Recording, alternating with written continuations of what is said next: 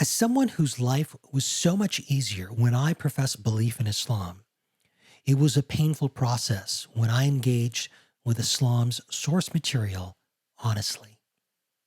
Take, for example, the Qur'an, Islam's most important document.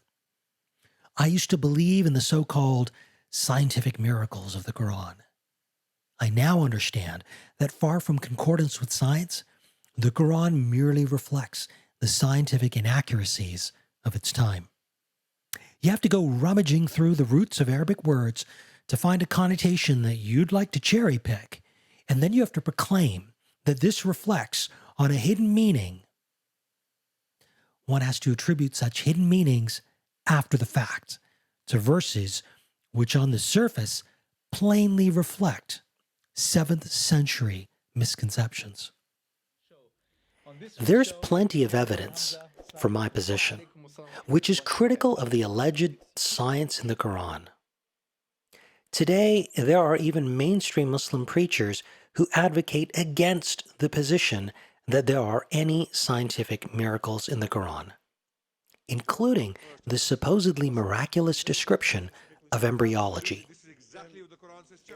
Muslim preachers have been roundly embarrassed by modern embryologists when trying to push this narrative. Watch the full video I linked to in the description box, and you'll see what I mean. In the next clip, you'll see Dr. Khalid Montaser giving an interview to Sky News Arabia on April 20th, 2018. Dr. Khalid Montaser is the author of a book which in English translates to The Illusion of the Scientific Miraculous Nature of the Quran. He is a native Arabic speaker. He understands how to look up meanings for Arabic roots from Arabic lexicons and dictionaries, and he's not buying it. Remember, the vast majority of Ahmadi Muslims are not native Arabic speakers. They learn from materials produced by the Ahmadiyya Muslim Jamaat which confirm their own unique minority view of Islamic theology. It was mainstream Muslims who popularized the scientific miracles, not Ahmadiyya Islam. And it is they who are now abandoning that narrative, while Ahmadiyyat has yet to catch up. And now I give you Dr. Khalid Montaser. الإعجاز العلمي وهما كبيرا يضر الدين ويضر العلم أيضا. قضية الإعجاز العلمي كانت مخدر ومسكن جميل للعرب وللمسلمين أنهم تفوقوا. نحن متفوقون، نحن الأعظم، نحن الأفضل. يعني هذا اختراع بشري لمن أحس بالدونية ولمن أحس بالفجوة العميقة بينه وبين الغرب. إيه الحل؟ الحل هو أن أقول أن كل شيء كان موجودا ويخترع هو موجود عندي فعلا في القرآن وفي الحديث. In the blog post that accompanies this video, I link to several resources which I encourage all of you to explore, especially the video playlist dealing with these scientific miracle claims. I would also suggest that you read the book, My Ordeal with the Quran, if you believe that the Quran is, or even might be, a miraculous piece of literature. I especially encourage Ahmadi Muslim viewers to read this book, since most Ahmadi Muslims do not even speak Arabic, and thus they've never been able to really engage with the original scripture.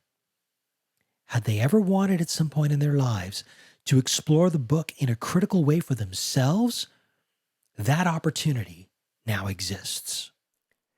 My Ordeal with the Quran and Allah in the Quran was written by Abbas Abdul Noor and translated from Arabic into English by Hassan Radwan.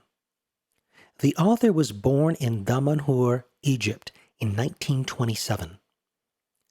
He was a Sufi sheikh and a pious Muslim who studied at Al-Azhar in the Faculty of Theology. He eventually studied at the Sorbonne in Paris, where he obtained a doctorate in philosophy.